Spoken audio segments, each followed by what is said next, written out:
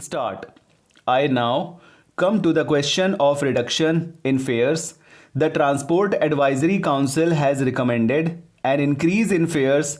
The fact has to be remembered that compared to the passenger fares on the domestic services in foreign countries, passenger fares in the Indian Airlines Corporation are quite low. The fares on certain domestic sector in Australia and the tourist class in the USA are, however, very low because of favorable circumstances of high utilization of equipment and personnel and high load factor. Such circumstances do not prevail in India before nationalization. Some of the private airlines charged very low fares which were clearly uneconomic. It is true that lower fares have a better charm in attracting traffic, but expansion of traffic at lower fares, however desirable it may be as an objective, would amount to a loss. If we are losing now and if we say that we will attract more traffic by lowering the fares, the traffic might increase, but then the loss is not likely to be covered. So the fact therefore is that the Transport Advisory Council has recommended that there should be an increase in the airfares. That is the factual position in regard to the Indian Airlines Corporation, and honorable members will see that while there has been loss, it has not been of the magnitude that is mentioned, and secondly, the future improvements that we are going to undertake would certainly reduce the depreciation costs, but we must wait in course of time for the full traffic that would be carried by the Boeings to make them near economic. Of course, the fact always remains that in most countries airlines have to be subsidized, and I can also tell the House about the requests that have been constantly made to me, namely that if we take away the excise duty on aviation petrol, the corporation will show a profit immediately.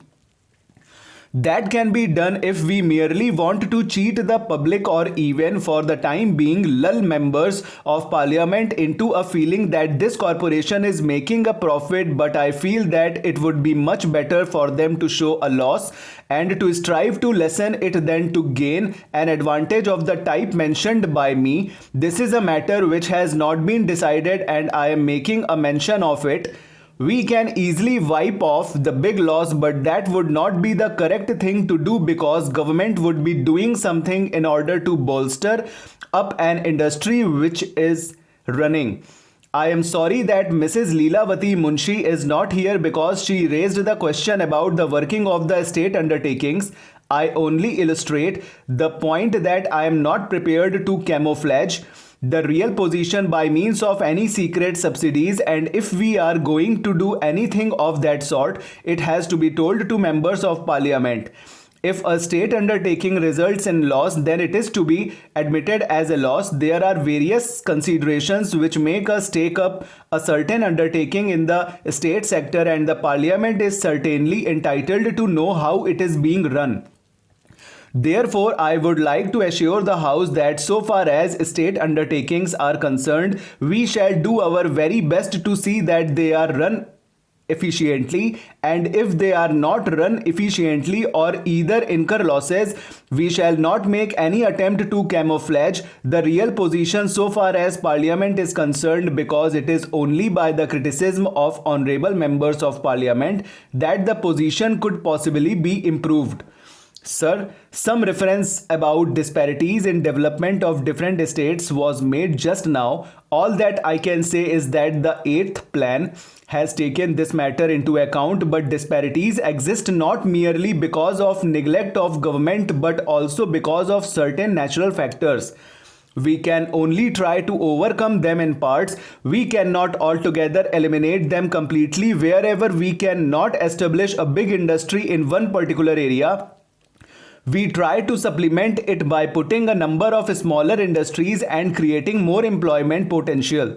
This is a task in the fulfillment of which the Planning Commission is doubtedly interested, and I can assure honorable members that if there is any default, it is not because it can possibly be avoided.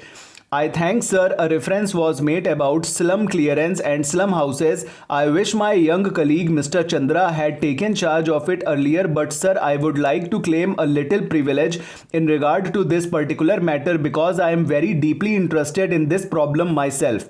I would prefer to the recent statement made by the Honorable Minister for Urban Development in the Lok Sabha, a copy of which has been placed on the table of the Rajya Sabha. The government are alive to the urgency of the problem.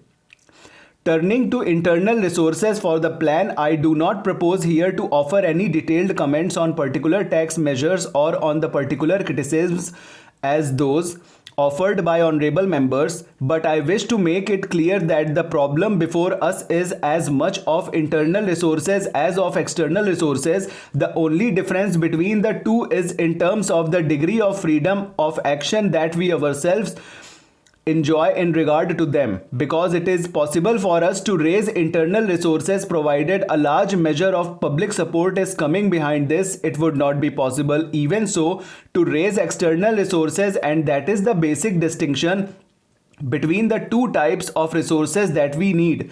I have said on a number of occasions that in the present circumstances we shall have to try and reduce deficit financing over the planned period below the original estimate of rupees 1200 crores. That implies much greater effort at economy in regard to expenditure, both developmental and non-developmental, and greater reliance on other sources of finance, viz. Taxation, borrowing and small savings. The additional taxation measures at the center constitute the greatest prop we have built so far in support of the 7th plan and our developmental effort in general. In the light of the experience, we shall strengthen this prop by administrative and other measures are required to make it carry the burden of higher and higher levels of developmental outlay.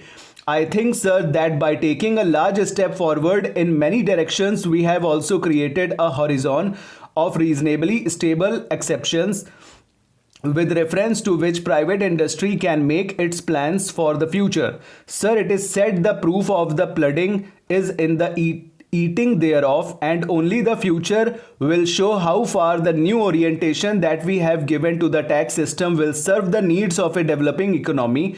But I submit that the new system deserves a fair trial as it makes an honest attempt to reconcile many divergent objectives that need to be reconciled in a fast developing economy. I cannot, of course, lay claim of having satisfied all tastes. My friends of the opposition party, for example, feel so strongly about one point that they had to make their views felt in the other house by a division.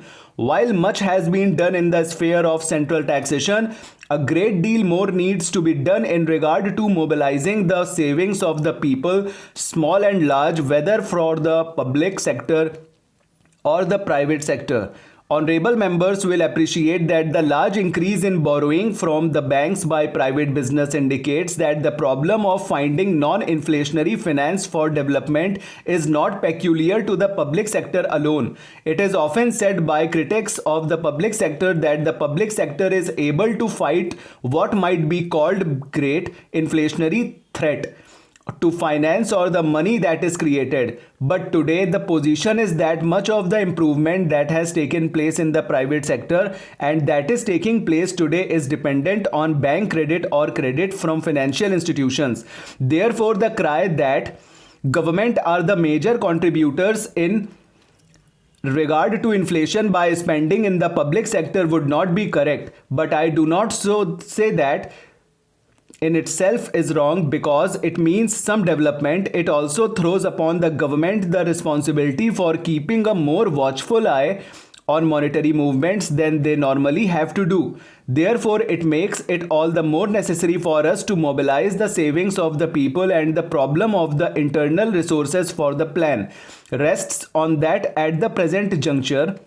My colleague speaking yesterday spoke about small savings, so that I will content myself with impressing once again on honorable members the organizational and other efforts that we must make to promote savings if internal resources are yet to be avoided from becoming a bottleneck in our plan implementation. While I am still on the subject of internal resources, I would like to refer to one point made by our House's financial expert. He complained about the lack of uniformity in the rate of sales tax in different states and suggested the introduction of a comprehensive bill in Parliament to bring about uniformity.